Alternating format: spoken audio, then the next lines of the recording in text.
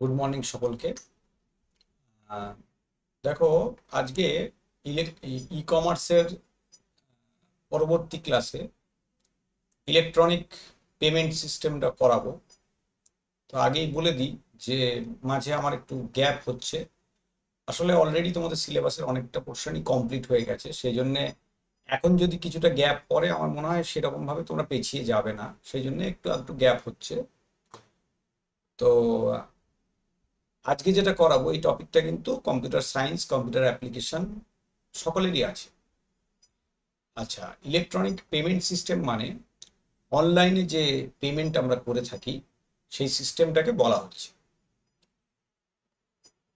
এটা এমন একটা ব্যবস্থা যার মাধ্যমে খুব দ্রুত এবং সুরক্ষিতভাবে বিভিন্ন কোম্পানি বা কোনো ব্যক্তি অনলাইনে আর্থিক যে লেনদেন করে, যে পেমেন্ট করে, সেইটাকে ইলেকট্রনিক পেমেন্ট সিস্টেম বলে। আচ্ছা, কি কি ধরনের পেমেন্ট সিস্টেম আছে? মূলত চার রকমের পেমেন্ট সিস্টেম আছে। একটা হচ্ছে কার্ড পেমেন্ট। কার্ড মানে কি রকম card? Debit card, credit card, smart card, হ্যাঁ, যে কোনো টাইপের কার্ড পেমেন্টকে বলা হচ্ছে কার্ড পেমেন্ট। ঠিক আছে। আচ্ছা, আর কি আছে? ডিজিটাল ওয়ালেট আছে। ডিজিটাল ওয়ালেট মানে বিভিন্ন যে অ্যাপ আছে, মোবাইল অ্যাপ, হ্যাঁ, যেমন ধরো ফোনপে, তারপর গুগল পে, এই সমস্ত অ্যাপের যে ওয়ালেট হয়, পেটিএম, সেই ওয়ালেট থেকেও পেমেন্ট করা যায়। ঠিক আছে। বা রেলওয়ের থাকে আর ওয়ালেট, এগুলো থেকেও পেমেন্ট করা যায়। আচ্ছা, তারপরে কি আছে? Bank transfer. ব্যাংক ট্রান্সফারের মধ্যে আইএমপিএস, আরটিজিএস, এনইএফটি, এগুলো কিন্তু খুব বিখ্যাত কয়েকটা ব্যাংক ট্রান্সফারের সিস্টেম।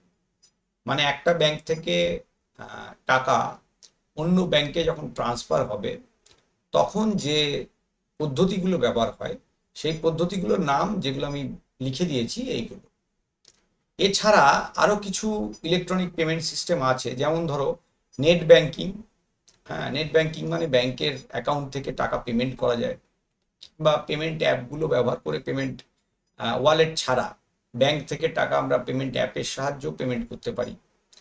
ক্রিপ্টোকারেন্সি আছে, ইত্যাদি অনেক পদ্ধতি আছে যেগুলো দিয়ে অনলাইনের মাধ্যমে পেমেন্ট করা যায়। তো এছাড়া এটা হলো আমাদের types of electronic payment system. এবার পেমেন্ট করার মানে টাকা দেবার কত রকম পদ্ধতি আছে, সরাসরি টাকা দেবার কত রকম পদ্ধতি আছে, সেগুলো বলছি। হুম, এইগুলো আমি ডিটেলসে কিছু লিখিনি।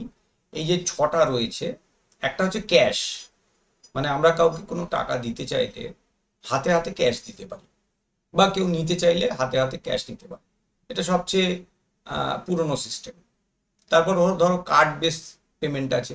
Credit card, prepaid card, debit card, smart card, green card, এরকম অনেক কার্ড আছে যেগুলো ব্যাংক প্রোভাইড করে, সেগুলো দিয়ে পেমেন্ট হয়। ডিজিটাল ওয়ালেট একটু আগেই বললাম, ডিজিটাল ওয়ালেট থেকে পেমেন্ট করা যায়। ব্যাংক থেকে ট্রান্সফার করা যায়, মানে ব্যাংকে গিয়ে আমরা কোনো ফর্ম ফিল আপ করলাম, সেই ফর্ম থেকে মানে আমার অ্যাকাউন্ট থেকে অন্য লোকের অ্যাকাউন্টে টাকা গেল বা অন্য অ্যাকাউন্ট থেকে এলো, এটা করা যেতে পারে। চেকের মাধ্যমেও পেমেন্ট করা যেতে পারে।